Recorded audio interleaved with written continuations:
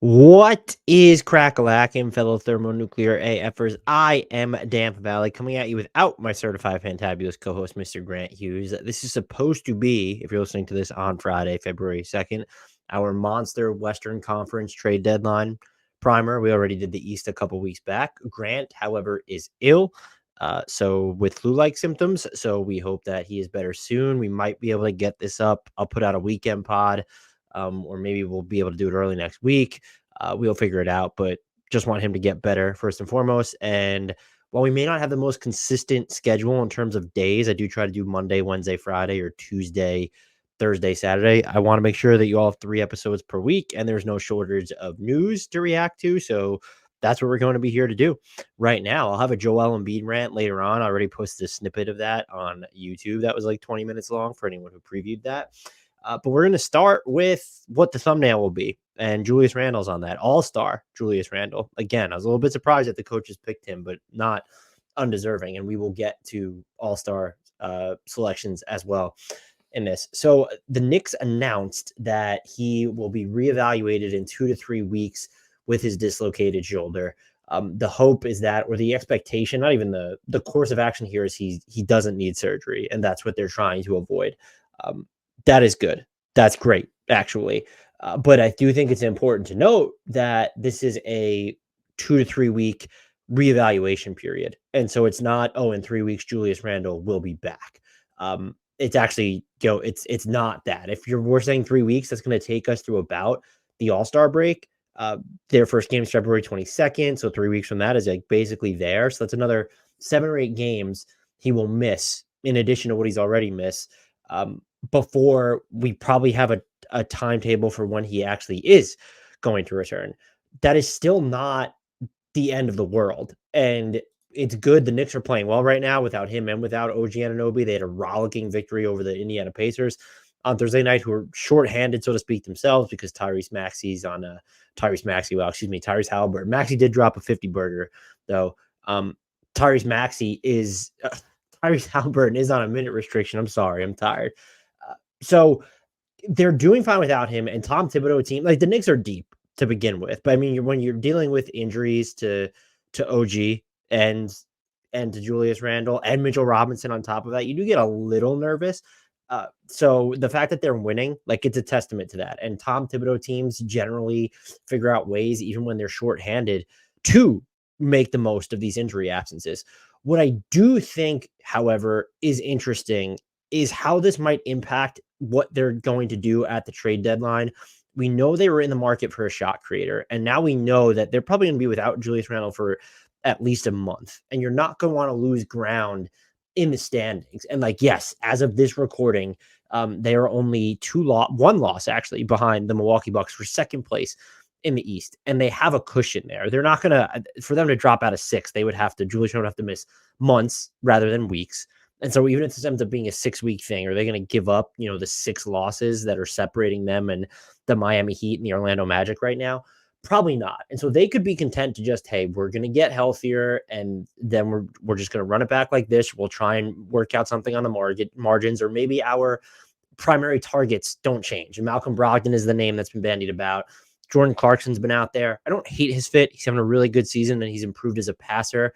But when two things, you want someone who's probably a little bit better of a passer, if not a lot better of a passer. And the other thing with him is that his salary is going to drop precipitously after this season. And I think you want a bigger number than the 14 million or whatever he's on the books for, if you're going to roll that into a salary slot that you want to use to anchor a trade. And so Colin Sexton might actually just be a better, like if we're talking about Utah Jazz players, be the better option for them if they want to go that route. He's having a hell of a season himself, and he's going to give you just, Jordan Clarkson has more of the off the dribble jumper juice, and then you're going to, Colin Sexton is going to give you more of that just raw pressure on the ball. So those targets would all remain the same. Any of the names you've mentioned, I do wonder though if it creates more urgency or aggression when you're looking at those names. And I say this, there are 2 buckets this falls into.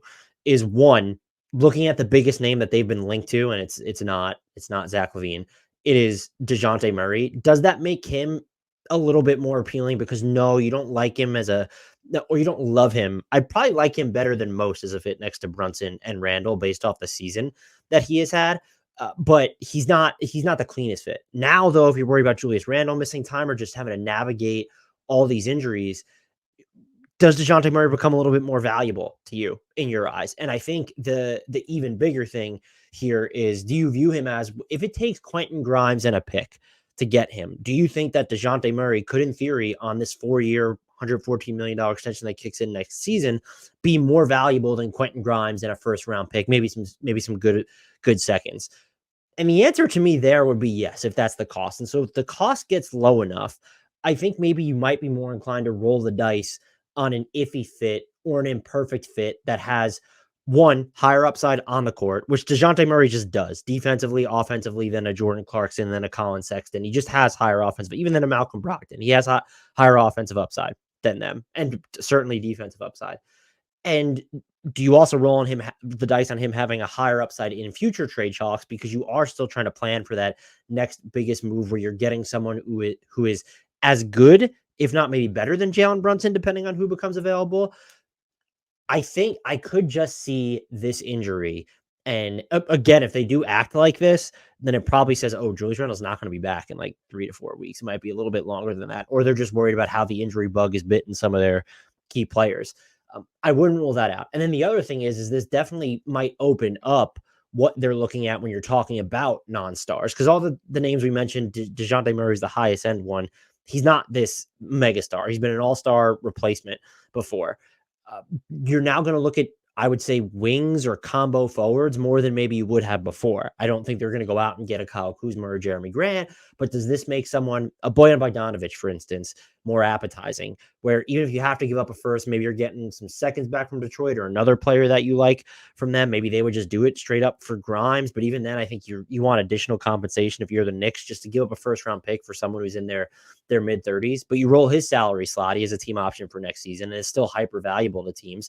Again, doesn't give you nearly the same value as a DeJounte Murray or even a Colin Sexton in future trades. But looking at specifically this season, that might be a name of, oh, he can soak up time in Julius Randle's absence at the 4, and just as someone who's a shot creator, shot maker. But we can also, just because of what the Knicks are able to do defensively with Hartenstein or Robinson at the 5, and then you have OG Anunoby, like you could play Randle, OG, and Bojan Bogdanovic together if OG ends up being your 2 in that scenario. Like you can get away with Bojan Bogdanovic as your 3, or just someone who you move around, because Randle does take on some pretty tough defensive assignments himself, even though his performance there certainly wax and wanes. And so someone like that might become just far more interesting to this Knicks team. And I doubt that there's going to be a bigger name necessarily that materializes. It feels like there's always the surprise, but I don't think it'll be Lauri Markkanen. And that's not, I mean, he'd be a clean fit, but it does get, is that a little bit too weird with him, Randall, Robinson, and OJ? I mean, then you're just super big in some of your lineups. Mikal Bridges, does this make it more likely that we know the Knicks have interest in them, but that they would try and go get the kitchen sink? And as friend of the podcast and producer and co-host over at Knicks Film School, Andrew Claudio, continues to tell me the Knicks and Nets haven't made a trade since the 80s. Bobby Marks has said these organizations don't talk. They have like no real history aside from being neighbors when it comes to them and the Nets in New Jersey or the Nets in Brooklyn. And so I don't understand that at all. And if Mikal Bridges does become available, the Knicks have a kitchen sink offer. Yeah, they're not going to be OKC or New Orleans, but they're be like in the top 3 to 5 offers, I'm sure, if they really put their assets on the table. So could this make it more likely that they explore that route? The answer is maybe. I would say no there, but I do think this increases the likelihood specifically that we see them aim a little higher or be more aggressive at trying to get someone that will offset mainly some of the Deuce McBride minutes. And he was great against Indiana. Has had some really high moments since the quickly trade and signing his extension. And so the names I look at there, DeJounte Murray's been mentioned. I would just keep an eye on Colin Sexton. I know people just don't think he's a sexy player. He's been really good, and he can make some plays as a driver. Brogdon, of course, that was the name that was always out there, but someone like a Bojan Bogdanovic sort of creeping into there. I don't think that's really the only player with size that fits the bill of what the Knicks are looking for, where it's not this monster swing. Like that would be a Mikal Bridges or a Lauri Markkanen. And it's also just like gettable at a reasonable rate and fits what you're doing. And it's sort of plug and play. There's not a ton of names like that. I think Kuzma, not super plug and play, and then it's just probably going to cost more than you'd want, although the Wizards might be willing to move him for only 1 first round pick. If it's Quentin Grimes, you at least look at it, maybe. If Portland comes off their asking price for Grant, do you consider that, or would you prefer Brogdon there? again, I now just more than ever expect the Knicks to make a move for someone who will not just potentially play some minutes in the rotation, but will be a fairly prominent part of their playoff rotation. I'm talking about like the top eight guys. I think this just makes it more likely that no, they maybe don't need to, but that they're actually going to try and do that. Let's do the other trade here. Well, the other trade. There was a trade between Houston and Memphis, and it was interesting. Not something I think many saw coming, although the Rockets have been in the market for a center for quite some time since before the season. They almost signed Brook Lopez. The Rockets traded 3 second-round picks and Victor Oladipo to the Grizzlies for Steven Adams. I will start with the Rockets side of things here. And this is not a play to marginalize Alperen Şengün next season. Steven Adams is not expected to play this year, which is why the deal is a little curious. But you're planning for the future, which I think is fine. It didn't cost nothing to do this, though. Woj finally reported the details on the picks. So you gave up 2 seconds this year. It's Oklahoma City's second, which is just like, okay, like that's going to be what, 54 or something at this rate. A conditional 24 second rounder that's going to be the most favorable of Brooklyn's or Golden State's. They're protected like 55 to 58 or 56 to 58. And so that one pick will come down. It's basically going to be the more favorable of Brooklyn's or Golden State's second round pick this year. That could be in kind of the high 30s. That's not nothing. And then Woj said a 25 second rounder, the more favorable of Houston's own. That language is weird. I think it just means they own their own second, I believe, and then they have Oklahoma City's 2025 second. And so I think it's going to end up being their second or Oklahoma City's second, the more favorable of that. That's a reasonable cost to pay for someone who's now going to be making backup center money. We kind of forget about this. I'm sure it's because one, this is year one of it, and two, he's not playing. But Steven Adams makes $12.6 million. And like, that's just nothing. It's nothing. So he's on the books for the same amount next year. And then you still have that money. I think the biggest criticism for people here will be he's not going to play this season. He plays the same position as Alperen Şengün. And then you eat into cap space where, depending on what you did with Jae'Sean Tate's team option or moved around some other salaries, you could have had between like 15 and 20 million in cap space this year. Bobby Marks noted this a while back. Fred VanVleet and Jalen Brunson are the only stars, like caps lock stars, to change teams in free agency since 2019 when Kevin Durant and Kyrie Irving did it. One, that cap space we're talking about with Houston, that wasn't star money to begin with. And two, stars aren't leaving in free agency. I'm open to the idea of that changing in the future. It's not happening this summer. And so Steven Adams comes off the books in 2025. At that point, if Jalen Green is still on your team, although it seems the Rockets are open to moving him, you can still get to a point where you have max cap space then. Like, you could have Fred VanVleet coming off the books because he has a team option. You're going to have low cap holds for, I think that will be Alperen Şengün's restricted free agency year as well, if I'm not mistaken. And then you also have Jalen Green's cap hold. So you figure out what to do there. This doesn't really fuck with their cap space plan. And so I don't have a problem with it from that logic. Now, does this mean that they're going to start playing Alperen Şengün less because they want, I think someone mentioned that they plan on playing like Steven Adams when he comes back. He'll be 31, 20 minutes a game. You're not playing these two together. And so if you're playing him 20 minutes a game, you're only giving Alperen Şengün 28. He's at under 33 for the year this season. He's averaging basically 22 points, 9 rebounds, 5 assists, 1 steal. His defense has been better than I think people have really talked about, but like, he's actually played real defense around the basket. And part of that is there's a lot of guys on the perimeter that allow him to just worry about being in the right spot rather than certain matchups or having to make these super complicated reads in the half court. Still, I don't view this as a move that's going to, like, if they had Brook Lopez, it's different. Or if they went out and traded for like another, like a Wendell Carter Jr. or someone, you would have to worry maybe about, or Jonas Valanciunas, that you would have to worry about, oh, well, what are they doing here? Do they not really have this conviction in Alperen Şengün? So that doesn't bother me. And also, if you're bringing in Steven Adams to play so Alperen Şengün's 15 and a half minutes a game that he's not playing right now, that's fine. That's an upgrade over Jeff Green if Steven Adams is healthy, just because the way Steven Adams screens, the way he boxes out, that adds value to your team. And so I don't have a huge issue with this move other than the fact that, okay, now you're limiting your options for this season. You've traded some second round equity, so it makes it a little bit harder to pull off singles and doubles. And now you've traded one of your best salary matching tools in Victor Oladipo to where you're not just going to turn around and trade Adams because, one, you can't aggregate him this year anyway. By the way, he could be reshipped out over the summer just as an expiring contract. At the same time, you still have some other seconds. You still have all these inbound firsts, even though some of your own are going outbound. You have other trade-friendly contracts when you look at Jock Landale. The final 3 years are non-guaranteed, and he's at $8 million. You even have, I know you like Jeff Green to the locker room, but he's $9.6 million with fully, or it's only $1.6 million guaranteed for next year. And so right there, that's $17.6 million in salary that you just don't need. And and then you also have Jayshawn Tate, super valuable. But if you believe in Tari Eason, if you want to get Cam Whitmore consistent rotation minutes, and we've seen more of him, and he's fucking pogo stick, just a shot of adrenaline. He's fun to watch.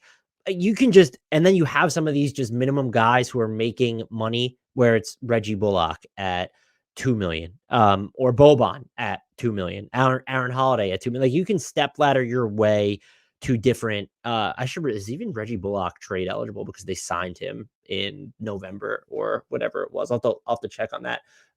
Anyway, so like, you can still get to like real money and then attach stuff or play. I mean, if you're going to attach Jalen Green to something, that's he's not salary flotsam, but Jalen Green is making $9.9 million this year. And so if you end up making a bigger move, and Houston is known to be star hunting, I'm sure their offer for Mikal Bridges included some of Brooklyn's own picks and then either Green or just some other future picks. They have some of their own into the distant future as well.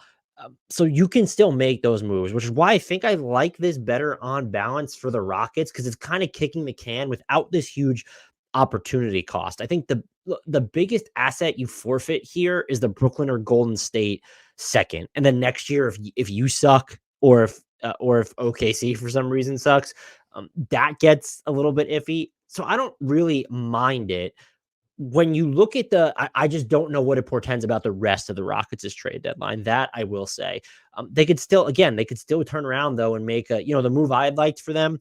Not a lot of people have mentioned this. They've mentioned Malcolm Brogdon with them. They were sneaky. I still think they could be a sneaky DeJounte Murray team. If you play him and Fred VanVleet and Dylan Brooks together, holy defense. And like, you could do like Tari Eason could be a 4, and then you just have Alperen Shake. Like, you get a lot of defense out of it, or Jabari Smith Jr. Like, that would be hellacious. So I don't know that I'd have him as a top target for this team, but I would just like to see them kind of kick the tires on that. And he just becomes a trade asset. He eats into your long-term cap space, but he becomes a trade asset for you. So they can still do stuff. I've liked Bojan Bogdanovic for them. That's someone else who fits the 2025 cap space plan. And does he cost a first? Does he not?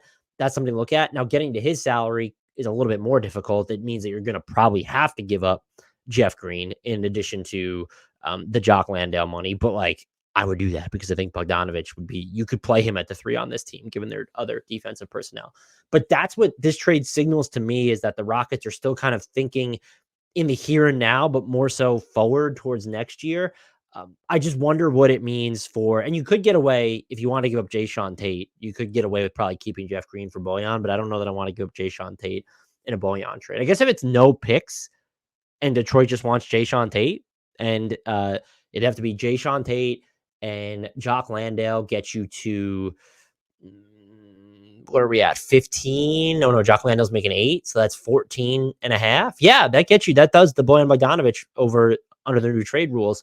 I don't know. I like Jayshawn Tate a lot, or I think he'd be a good trade target for other teams. Detroit can maybe capitalize on his value by getting a third team involved in there. So you could still make a move like that. I just don't. The fact that they moved Oladipo now, this far in advance before the trade deadline, mind you, which it's a week that they did it beforehand, that's still like atypical if they thought other bigger moves are out there. So what does this say about the Rockets trade deadline plans? What does this say about the trade deadline at large? That's kind of an interesting discussion. I don't have definitive answers to it, but I think this pretty much shows that the Rockets are still trying to get better, deeper, more solid, and that they're not trying to do so through cap space like they did this past offseason. And maybe they're trying to do that in 2025, but it was never going to be this summer anyway. And so let's not cry over cap space that wasn't going to net anyone of consequence. Just looking at the names that are out there, who are they missing out on? If, let's say, they're picking up Tate's team option if they have him. I doubt they would just dump him unless they were getting a star who's not really available. Who are you missing out on? And you can continue to roll this over by, well, now we'll just pick up and guarantee Landale and Green if we just need that extra money. I guess Green would be the one. I would probably guarantee Green at 9.6 and then let Landale go. I mean, if you just want to roll it over, it's fine, but he's not doing anything for you. And Green's at least sort of this emotional bellwether. From Memphis' side, this is a little bit more confusing. It's very much like luxury tax driven. They were, before factoring in where they ended up in the draft lottery, they were at $186 million about next year. That was assuming they were going to pick up Luke Kennard's team option, which, given his knee issues, far from a guarantee there, by the way. So like that was pushing up against the second luxury tax apron, which is what's the second apron is 190 million next season right now. And so they weren't going to have a ton of room to work within that. And that's if you're talking about, well, if you want to keep Luke Kennard and if you want to re-sign Xavier Tillman, that gets really difficult to do and then stay under the second apron. This clearly shows to me that maybe they want to bring back Tillman, or at the very least, it shows two of three things: that they very much value Marcus Smart because we haven't heard his. I know he's injured, but it wasn't a great fit. They didn't have the sample with all of their main guys available. They clearly still want to explore that because he might have been looking at his $20.2 million salary for next year. That's the guy you kind of move if you were really looking to give out some breathing room. It shows then. So it's at least two of these things: that you want to bring back Luke Kennard for his motion shooting, some of the stuff that he can do a little bit off the dribble when his knees are healthy. And then you want to pay Xavier Tillman. And I think at this point, you almost have to, unless you have your sights set on someone bigger on the trade market, because Brandon Clark's going to come back from his Achilles injury next year, or maybe later this season. Perhaps that's what this says too, is that they expect Brandon Clark to play this year. You don't really know what he's going to look like. And so his number is not huge, but he does have 3 years and like 37.5 million on his deal after this one. So it shows a peppering of all those things. I still feel like they might not be done to where it's Luke Kennard could probably be had. I doubt Marcus Smart is untouchable. This might not be the last cost-cutting move they make. If it doesn't happen leading into the trade deadline, it might almost certainly happen over the offseason, depending on how much Tillman costs, depending on where they land in the draft lottery, depending on what they do with Kennard. If they have no intention of bringing back Kennard, then they're kind of just set. Victor Oladipo is going to come off the books. And so what you've essentially done is shaved $12.6 million from your commitments next year. And so if we look at that through this prism, this doesn't necessarily include their draft pick hold just yet. They are projected at, so let's throw their number, I think their number 6 hold in there. And so if you got rid of Luke Kennard, while also getting now Steven Adams money's off the books, no Oladipo, you're going to be like at 168. And so that's actually under the tax. The tax is 172 and the second apron's like I think it's slotted at 18 million above. So 190, 17 to 18 million above. So that would give you room under the tax, but you still have to re-sign Xavier Tillman. And so do you think he's going to cost you only $4 million a year? I kind of doubt it. But from there, you can look at, well, do we need to have Zaire Williams on the team? Can we get rid of Derrick Rose or a John Concher? I don't think you just dump Santi Aldama, but if you reach that point with David Roddy or Jake LaRavia to where you move them, so there would be ways for the Grizzlies. I don't support this, by the way. Anyone who listens to this podcast knows I'm not going to try and save owners money, but there is now a pathway to them re-signing Xavier Tillman while ducking the tax next year as they keep Marcus Smart, as the extension for Desmond Bane kicks in. That doesn't leave a lot of wiggle room for other moves. They are adding a lottery pick, and they can also shave, like, as I mentioned, salaries elsewhere. Maybe it's a consolidation trade that still saves them money and yet it improves the roster. This opens up more avenues for them to make moves or keep some of their talent. Maybe even Brandon Clark is someone they just look at moving that contract. You might have to compensate someone to do that at this point, but it now makes it easier to duck the tax while keeping Xavier Tillman and Marcus Smart and having the Desmond Bane extension kicking in. And it certainly allows them to duck the second apron. I don't know what it says about Steven Adams' health at this point, though. They're the team that has more access than anyone to his medicals. And so if they're going to move him now, they got 3 seconds for him. And I would say they got 2 real seconds for him. And so for an injured player on the wrong side of 30 now, he's dealing with like recovering from a right knee injury. And so like knees with big guys, he's about a 7-footer, turns 31 in July. Maybe they just wanted to get out of that business, or maybe they like Tillman so much and they know Clark is going to come back, and you have Jaren Jackson Jr. already, that they said, hey, we're just going to pick up these extra seconds. Those will be good sweeteners and other deals. I don't really know how to value it from their perspective, other than as of now, looking at what the roster will be next season without any additional changes, they are a worse team looking ahead to next season because of this deal. And so I don't necessarily love it for them. I understand the financial logistics behind it, and I think this is a precursor to another move or 2 or 3 or 4. It's certainly not going to be the last thing they do between now and next season. It makes them more interesting to watch, but in the interim, as of right now, looking ahead to next year, they are a worse basketball team because of this. And so that is something to consider, even if you value the extra flexibility under the second apron, first apron, under the tax in general, their ability to stay under it. And if you're a big Xavier Tillman fan and want him to get paid, this is probably something that you really enjoy. Let's wrap up here, not with the LeBron James trade rumor, because I know that person who reported it has had some hits, but I need to know more about his misses before we go there. Let's talk NBA All-Star snubs. So the reserves were announced, and we'll go through, let's just go by conference. So the starters were, and it's hard to like declare snubs. I think the West was fine. So the starters are Luka, Kevin Durant, Shai Gilgeous-Alexander, LeBron, and Nikola Jokic. I'll tell you where I would have differed, just who would have been starting for me. I probably would have had Anthony Davis in there or Kawhi over LeBron James. That's where I'm leaning at the moment. All 5 of those guys I do think deserve to be all-stars. Now, the West reserves are Devin Booker, Steph Curry, Anthony Davis, Anthony Edwards, Paul George, Kawhi Leonard, and Karl-Anthony Towns. As a reminder, coaches are the ones voting on the reserves. I only have one issue here, and that's the Karl-Anthony. Everyone else deserves to be in it. Maybe some people quibble over Steph Curry being in there. There are 2 things I don't want to hear. That, the Lakers have 2 all-stars and they're below 500, or the Suns have struggled and they have 2 all-stars at points. The Suns are kind of on like a mini tear right now. Also, LeBron and AD are not the problem in LA. It's the supporting cast is so bad. It's the fact that LeBron and AD have already played, by the way. They've played like, I think, 500 possessions more this season together than they did all of last year. Last time I checked, that's a huge number. And they both have played, especially Davis. They've been pretty incredible. They're now both banged up, which is a little bit awkward. I don't have an issue. It's an all-star game. And so I'm not going to look, I don't think that, this team's in first or second, they need 2 all-stars. And so it's like, why doesn't OKC have 2 all-stars? Because they're in the top 2 of the conference. I don't necessarily think like that. However, if you're going to think like that, Karl-Anthony Towns wasn't the name to give the nod to from the Timberwolves. It was Rudy Gobert, and it's just not even close. I think Towns has had a good year. He's probably been better defensively for long stretches most of the season than he's normally been. That says a lot more about the personnel around him to me.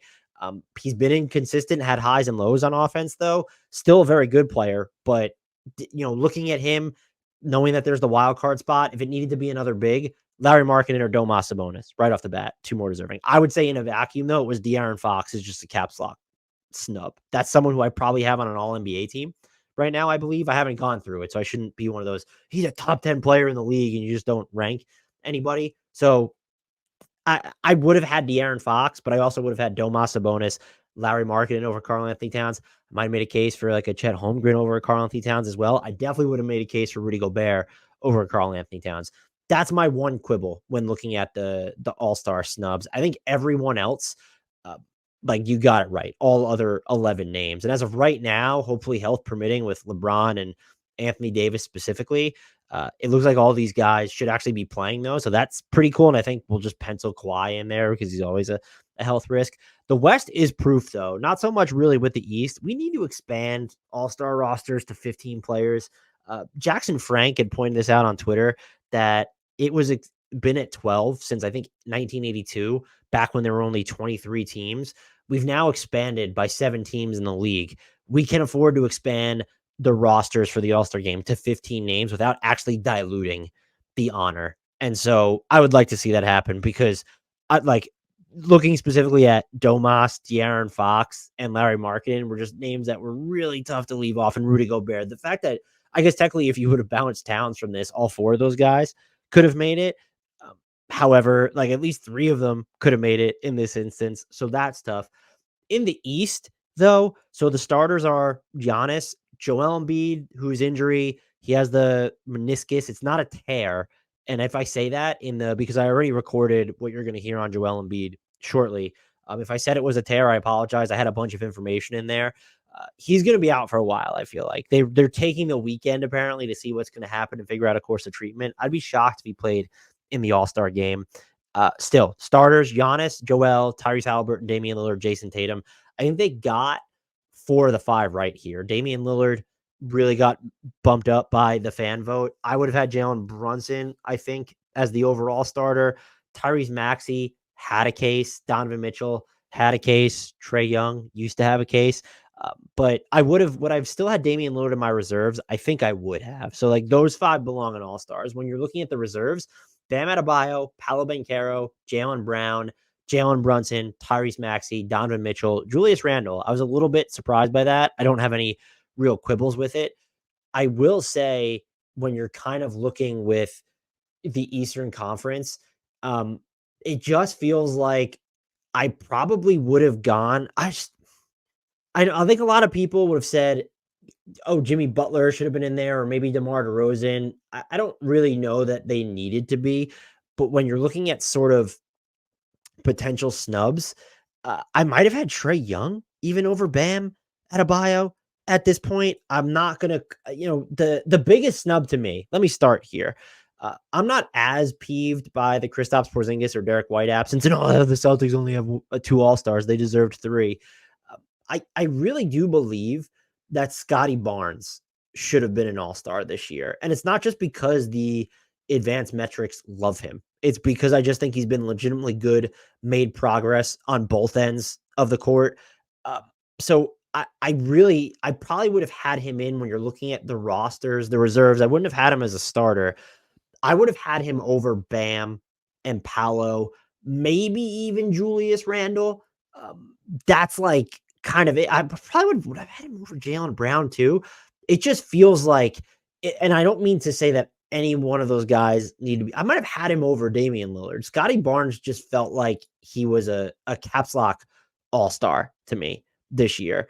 And to not have him on there, I know Paolo Banchero is shouldering a huge workload. Bam Adebayo has been great defensively, but we've seen some of his offense trail off. I know there's been a lot of injuries in Miami. So I'll frame it this way.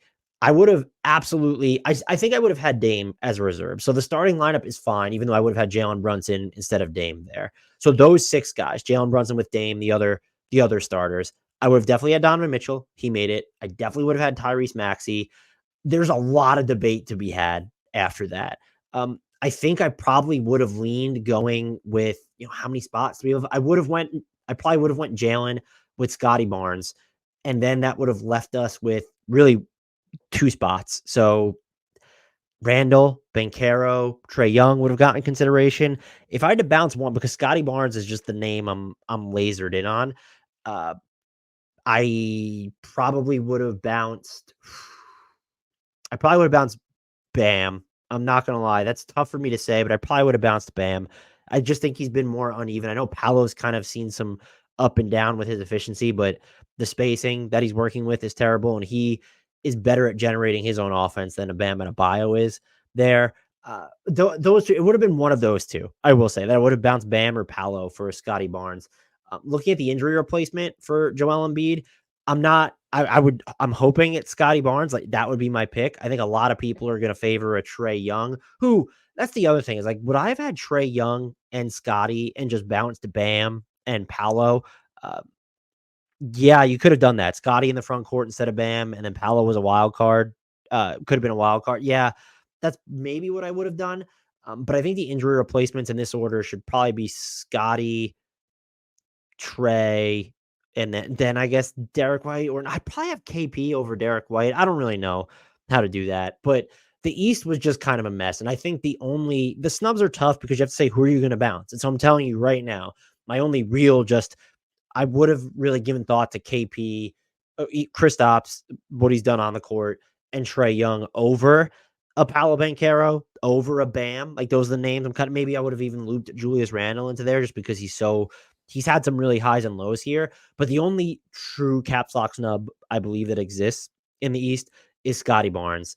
And I probably would have bumped Paolo or Bam for him. And so I think he deserves, obviously, to be the injury replacement. That's where I'm at with All Stars. You can let me know what you think in the comments or in our Discord. Go join the Discord. You can get at me on Twitter. You can email us, hardwoodknocks@gmail.com. Thank you all for listening. Hope you enjoyed this third podcast of the week. Really trying to, I think, put out like let's say 4 podcasts last week. So I think one of them was two of them might have been really short. Continuing to pump out a ton of content for you. I know Discord members, you should join our Discord, are hungry for a mailbag. Maybe I'll try and get one more up before the trade deadline. It's just this time of year. Tis the season for audibles, dealing with it at Bleacher Report. So we have to deal with it in the podcast. Let's hope Grant gets healthy though, so we can give our trademark, 90 to 2 hour on the Western Conference primer. Until next time though, please remember to subscribe to us, hit the sub button on YouTube if you're still around. I don't know why not. We're here to talk about the Joel Embiid injury.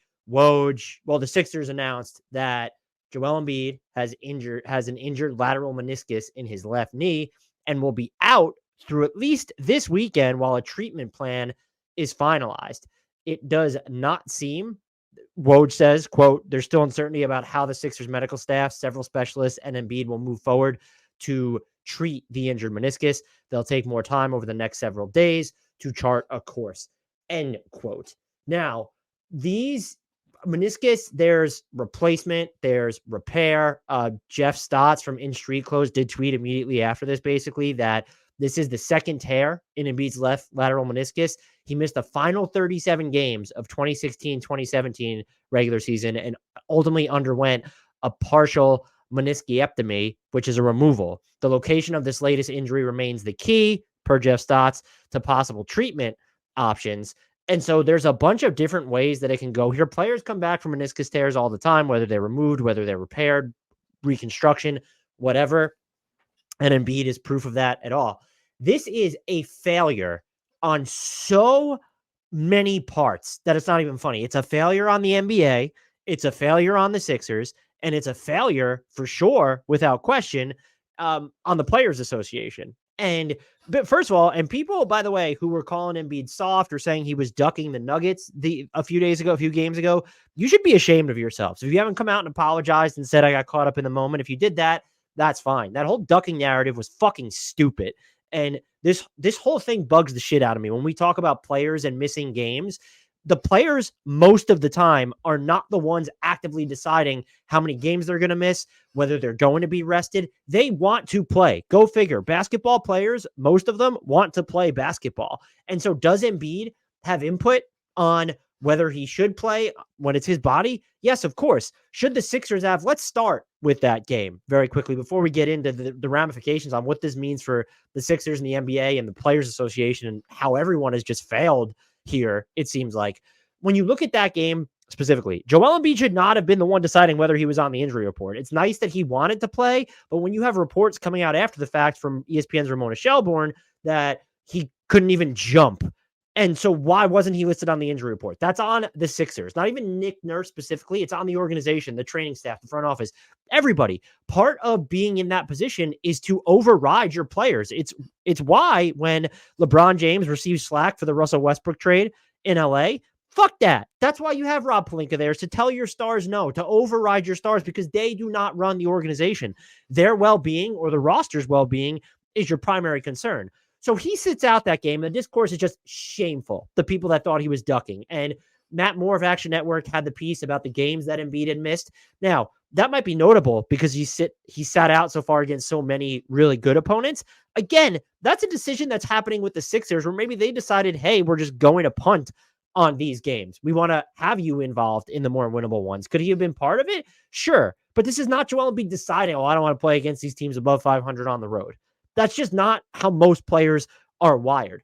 So that whole thing was stupid. And Nuggets fans, media members, anyone who called out Joel for being soft or ducking Jokic in Denver. He hasn't played in Denver since before the COVID-19 pandemic.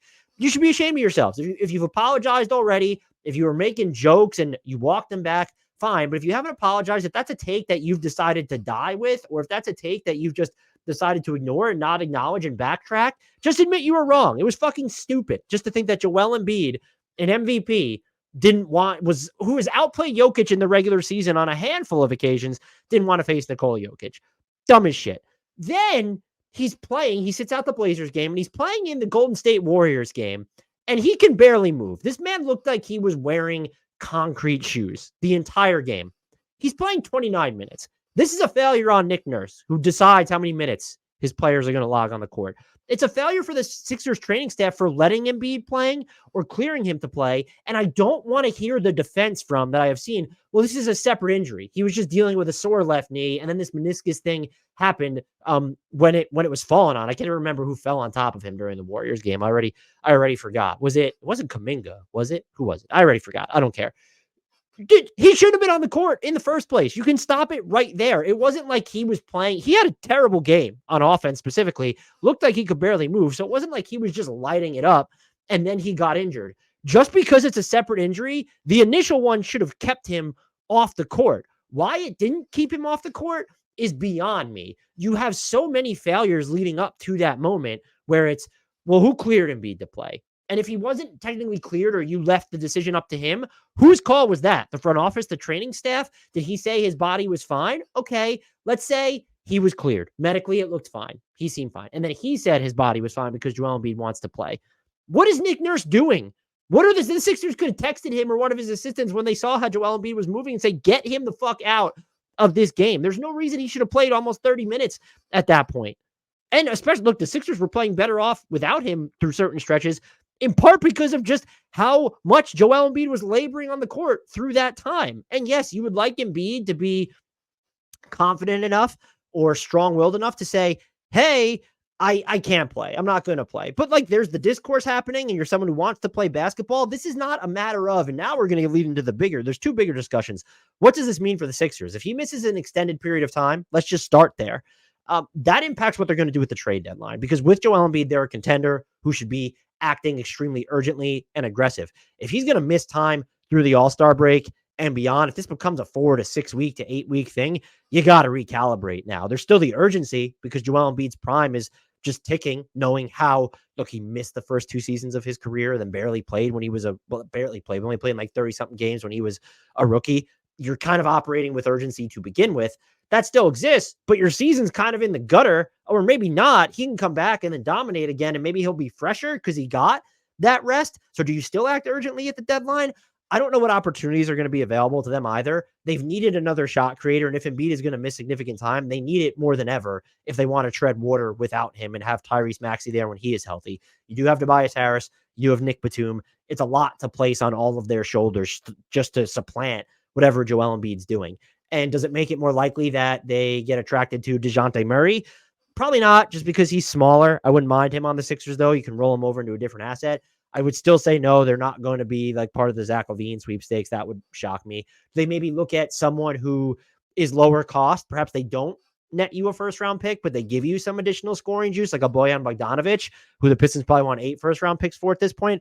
I don't know. But the Embiid injury timeline, which we don't know at this point, I want to make that clear, is absolutely going to impact how the Sixers act at the trade deadline and then just what happens for the rest of their season and then beyond. Because if this season gets butchered in any way, even if it's just your trade deadline activity where you were hesitant to make a move that you would have made if Joel Embiid was healthy, that's going to open up a weird discussion come time for this offseason when Joel Embiid is surveying his future and considering what needs to happen. Now, he could come back. The Sixers could be as currently constructed. Maybe they're at that point, maybe they're the 5 seed. Maybe they're the 6 seed, and they're still able to just run through the playoffs, make the conference finals. Everything's hunky-dory.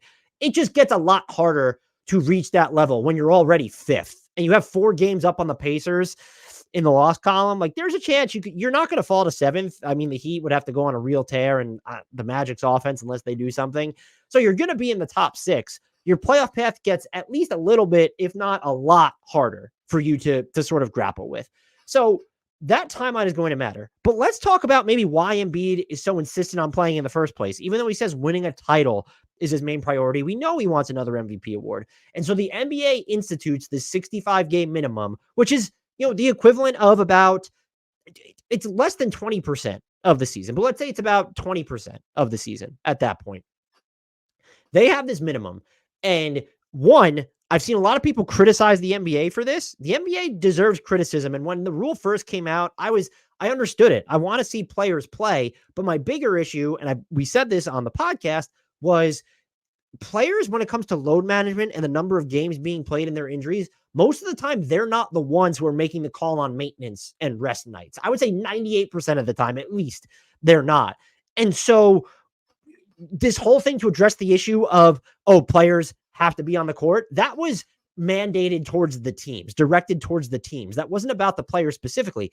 However, for people who are mad at the NBA, at the owner side for putting that through, these things are collectively bargained with the NBA's Players Association. I don't know what the messaging was when this 65 game rule, and there's some flexibility there, but when it comes to injuries and overall availability, it doesn't seem like there's exceptions there. It's more so if there was a catastrophic event, they had a family matter to tend to, or needed to miss time for that, maybe a travel issue, like when DeAndre Ayton was trapped in his house because of an ice storm. So the extenuating circumstances don't apply to injuries. What was the messaging there from the players union to their players? By just, I don't know if they conceded it or if they were just on board with it. Both sides know, owners, the league, and then the players know that this new TV deal is coming. And so you want to maximize the potential for revenue there and get the largest deal possible for however long you're going to sign it. What was the messaging there, though? And now you have an instance where is Embiid on the court because he wants to continue qualifying for the MVP debate, for the All-NBA discussion. Did Tyrese Halliburton try to come back? He did try to come back too early. He played in Siakam's debut when he clearly shouldn't have. So now you have an instance where this 65-game rule is objectively stupid, but everyone fails here because the Players Association allowed this to get through. And it was also just, and this is something, I'll even cop to it. I don't know that I admitted this or realized it at the time. And there's always unintended consequences to when you do something, but you can't be above critique when the people who are getting paid a shit ton of money to understand this stuff better than us don't. And when even then it was fairly clear that they were addressing a superficial issue, unless I'm wrong, because it was a quick scan for this, there's been one player. Let's use the MVP debate as a thing. You need to play in 65 games. Joel Embiid played in 66 last year and made the cut. What you essentially did, there's only been one player in NBA history to win the MVP award while playing in fewer than 65 games or its equivalent, because we had lockout shortened seasons and COVID shortened seasons.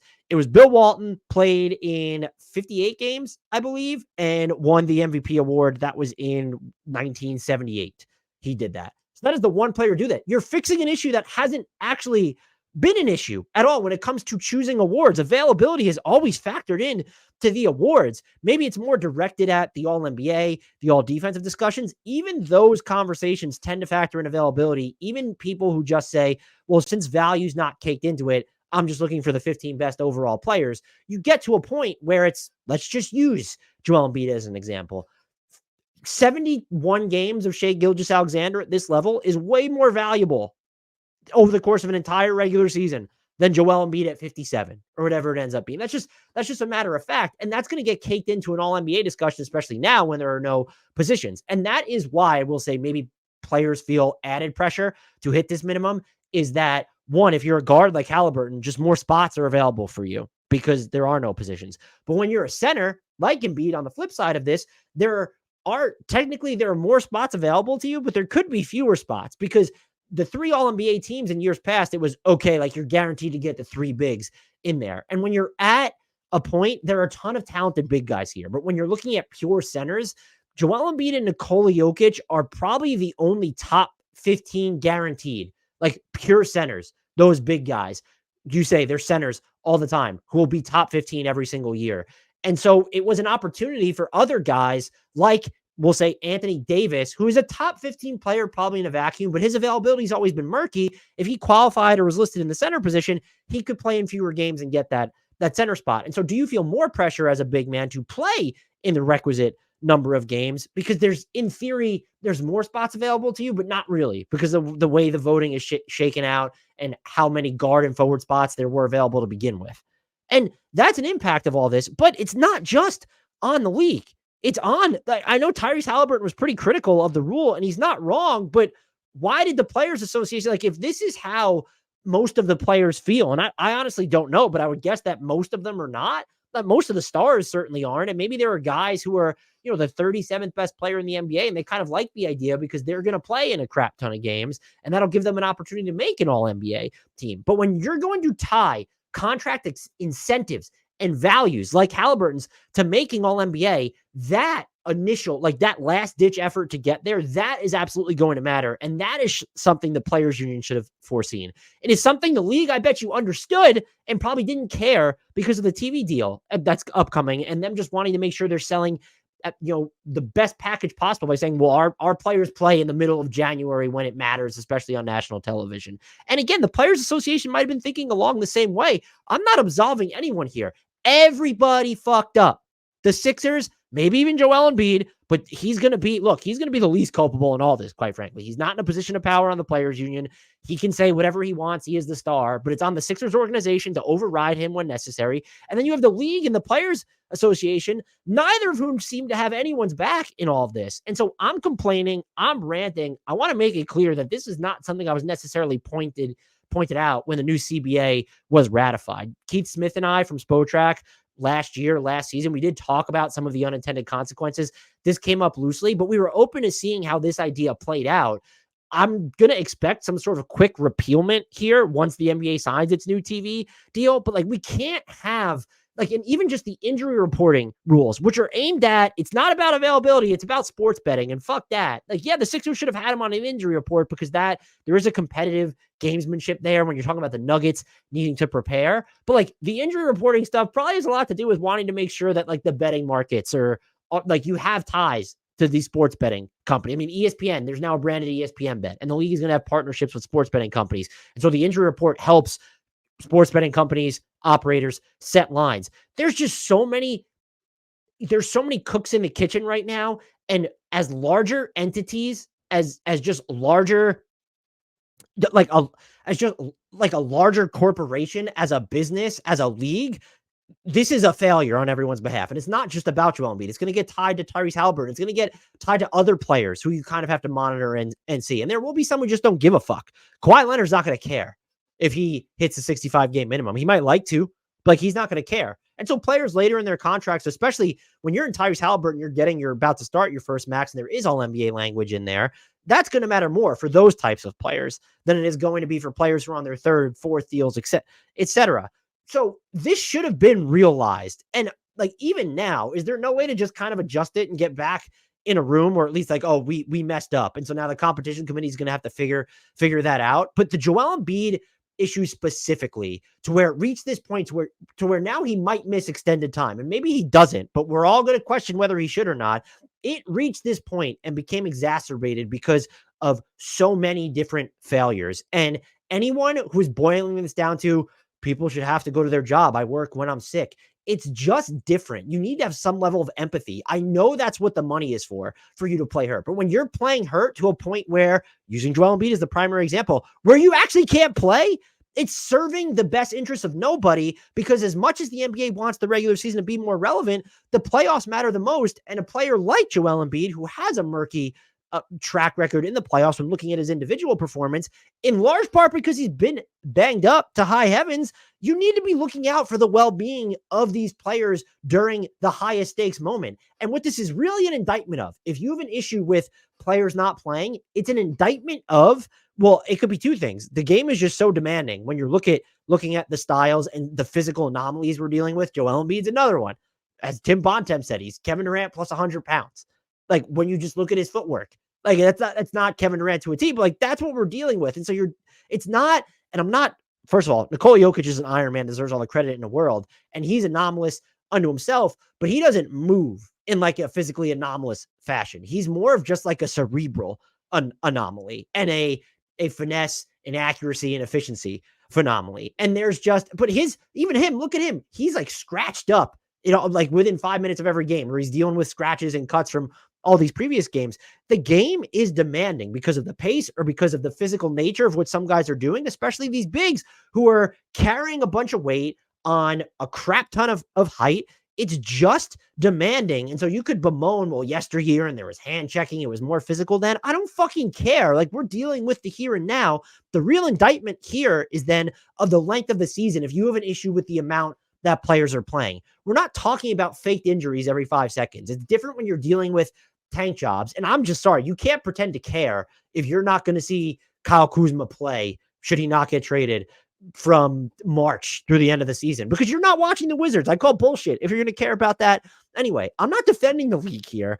I'm yelling at everybody. I'm even yelling at myself a little bit in this for not having the forethought to think that this 65 game minimum thing could be a disaster. But I'm not even sure if this is about the 65 game minimum thing. Even if it was, even if Joel Embiid is the party that wants to win MVP, qualify for All NBA, as an organization, you need to step in and say, like, no. And so even if you want to absolve the league and the players union a little bit, because it's good that like players understand, maybe there are some who would have appeared and taken some rest nights later in the season or middle of the season. They're not injured, but they had missed 10 games previously, and they're just going to continue to play when they're not injured or when they could have had a rest night because they want to qualify.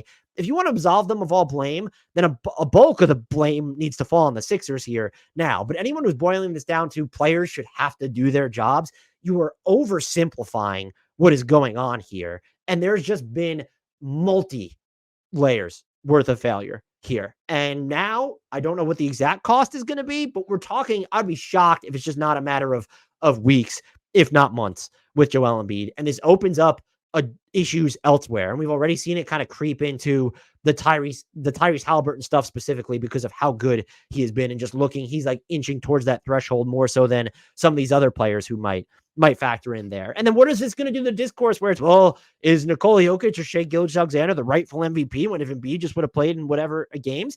It almost like it gives you an out there for a problem, like I mentioned before, that you didn't even have, because players appearing in fewer than 65 games weren't winning MVP. They weren't really winning Defensive Player of the Year. I'd be shocked if they were, I didn't look, but I'd be shocked if they went, if they were making all NBA teams on a regular basis. So it's just so much of a failure here. And hopefully Joel Embiid is going to be okay. But anyone who, including in the Sixers organization, in the league, and I don't know, I would like to know what the messaging was from the Players Association, or if the players did, if there was widespread approval for it, you're going to have to eat some of your own crow here, because like this was collectively bargained. It's not just on the league, and it sucks in general because now, at least in part because of this, whether it was the discourse, Embiid wanting to hit that minimum, it opened the door for issues like this and the additional failures that will be incumbent with them. And I'm looking specifically at what were the Sixers doing. They should be ashamed of themselves for letting Embiid on the court against the Warriors, for not doing a better job of controlling the messaging with his injury, because this was the same knee that was sore. So I don't care if it was a separate injury. He's been rested because of a sore left knee. I've already gone too long on this. If you're new to this channel, this podcast, please remember to subscribe. YouTube, Spotify, Apple, wherever you get your podcasts. Ratings and reviews on Apple and Spotify help us a ton. Share our content on Twitter. Share the YouTube links. Tell friends, family members, acquaintances, enemies about us. Recommend us. Really appreciate all the support you can get. Follow us on all the socials. They are on your screen or in the podcast and YouTube descriptions. Until next time, and as always, I leave with the shout out to the one, the only, the legendary, the indelible, not so adorable at the moment, but he's playing it smart. He's not trying to make all NBA by hitting the 65 game minimum at all costs. Frank Ntilikina.